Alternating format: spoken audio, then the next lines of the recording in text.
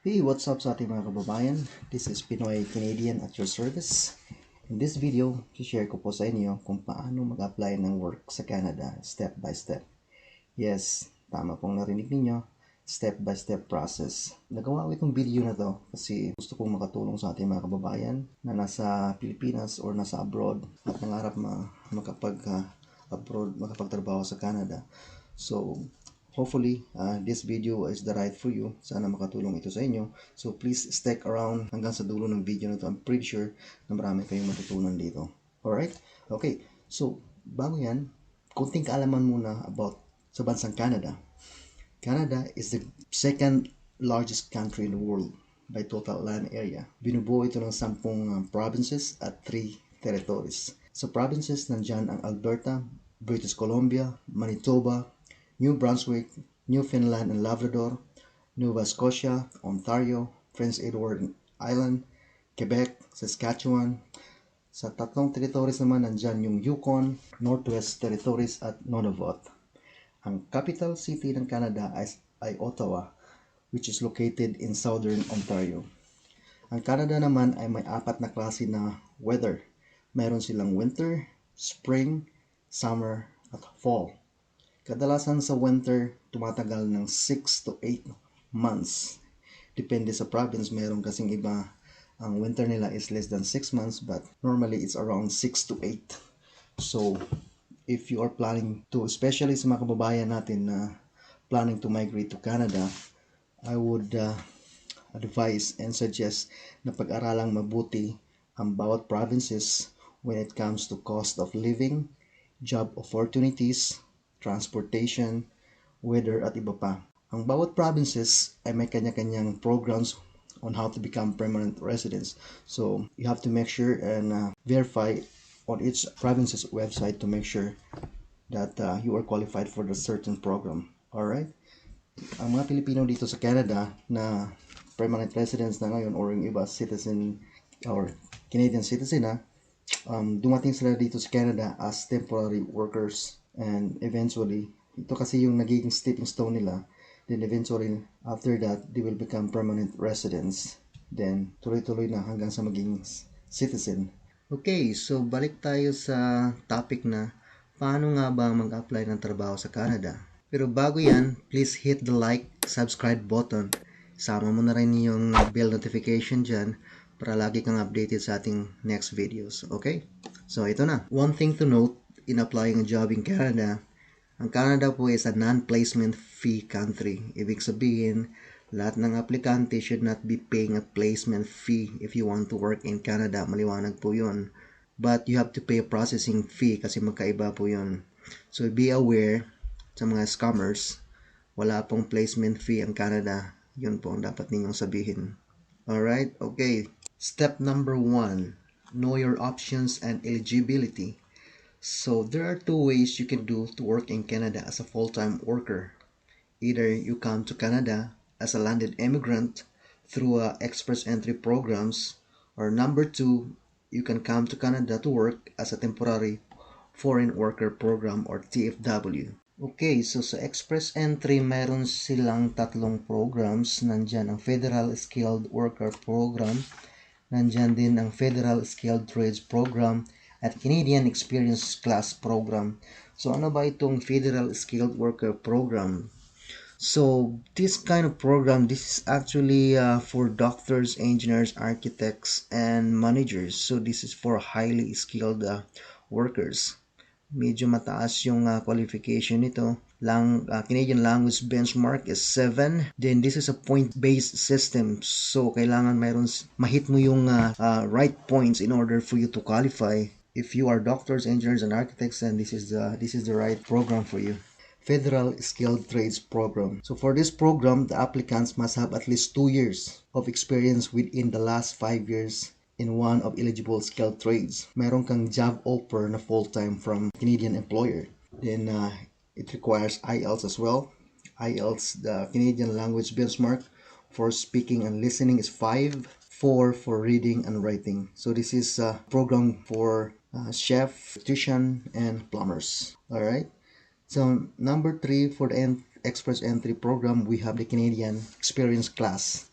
basically for those already have skilled work experience in Canada. To know your eligibility on this program, check on canada.ca. So when you're already on the website on canada.ca, hit the immigrate, then hit the express entry. Then from the express entry, you will bring it to the how express entry works. Then you will see on the next page, step 1, find out your eligibility. So doon makikita mo if you are eligible for these programs. Alright, so another way to work in Canada, which is very famous and very common, is the Temporary Foreign Worker Program, TFW. So under this program, Filipinos are hired by employers who are able to prove that there's shortage of people in Canada with skills and experience they're looking for. That is why nag-hire sila ng mga Filipinos usually kasi they cannot find any Canadian to fill jobs. And eventually from this kind of program, this is normally a stepping stone for most of the Filipinos to become a permanent resident and eventually become a Canadian citizen. So ito yung list ng in-demand jobs in Canada. We have caregiver, hairstylist, butcher, food service supervisor, welder, fast food restaurant staff and manager, assembler, nanny, mechanic, machinist, cook, cleaner, sawmill operator, laborer, and farm workers. Okay, kung isa ka dun sa mga trabaho na nabanggit ko, ano pang hinahintay mo kabayan? Grab your resume with cover letter. Umpisa na nating mag-job hunting. Tara na, step number 2. So guys, ang recommendation ko for job hunting, check nyo muna sa website ng PUEA. Check nyo kung mayroong job hiring in Canada to make sure na hindi kayo may scam. Whether pwede rin kayong tumawag or pumunta doon sa opisina nila if they were going to accept walk-in applicants. Then if you will find out na wala namang job hiring for Canada na nakapost sa website nila, I think the best or next step you're going to do is ask for accredited agencies hiring jobs for Canada. Meron akong 3 highly recommended agencies. I'm pretty sure makakatulong ito sa inyo for your job hunting. Nandyan ang American Canada Employment Philippines Incorporated. Nasa Ortigas, Quezon City sila. Nandyan yung email address nila at telephone number. Alright? Number 2 is Industrial Personnel and Management Services Incorporated or IPAMS. Ang opisina naman nila ay nasa Aurora Boulevard, New Manila, Quezon City. Nandyan din yung website, email address at telephone number nila. And yung pangatlo is Magsaysay Global Services Incorporated, nasa UN Avenue Corner Taft, Ermita, Manila.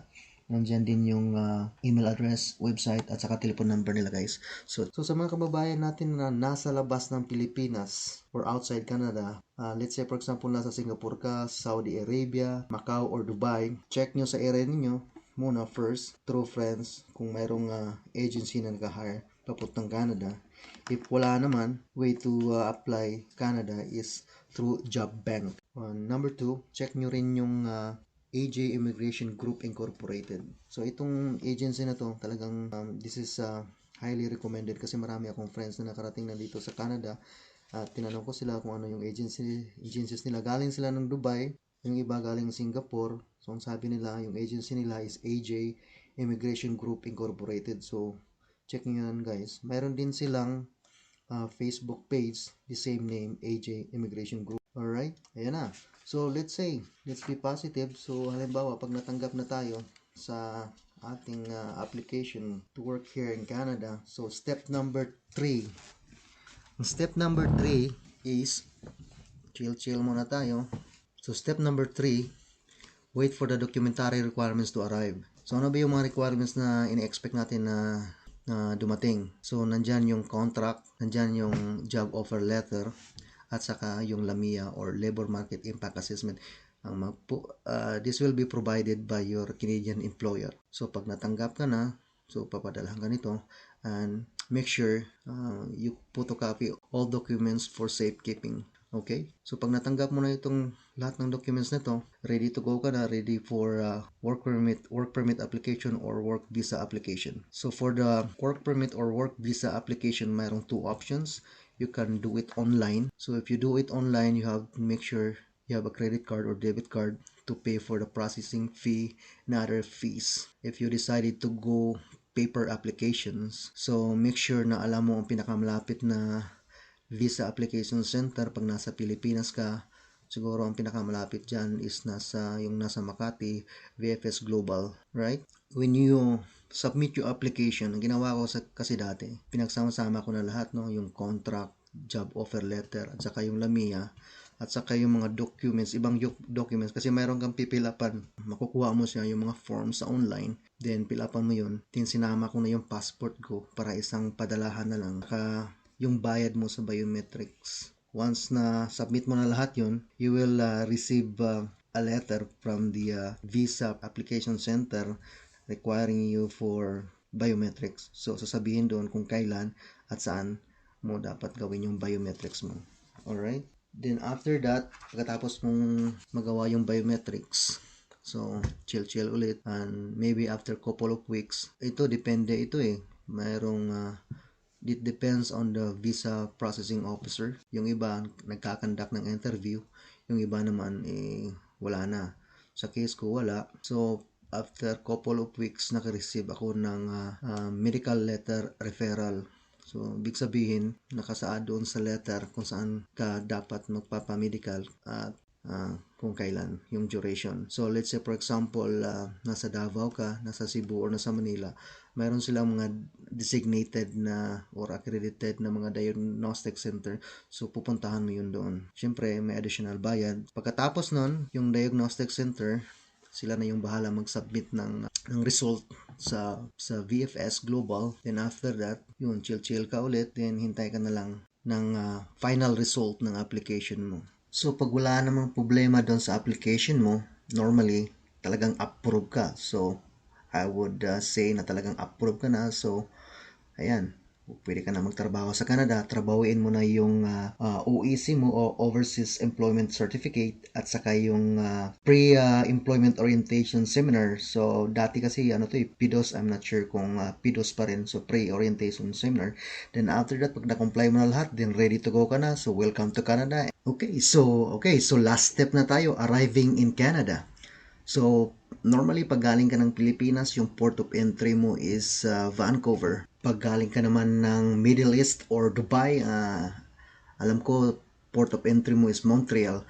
Okay, so pag nasa port of entry ka na, they will going to check again your identity and all your documentation. Pag nag-match doon sa records nila, then that's the time the border officer will going to give you or print you a work permit. So make sure that your name and birthday is correct. So ayan kabayan, welcome to Canada. Sana ang video na to makakatulong sa inyo sa inyong journey papuntang Canada. Kung mayroon kayong mga katanungan, please comment sa baba at sasagutin natin lahat yan. Alright? Okay. This is Pinoy Canadian at your service. Until next time. See ya.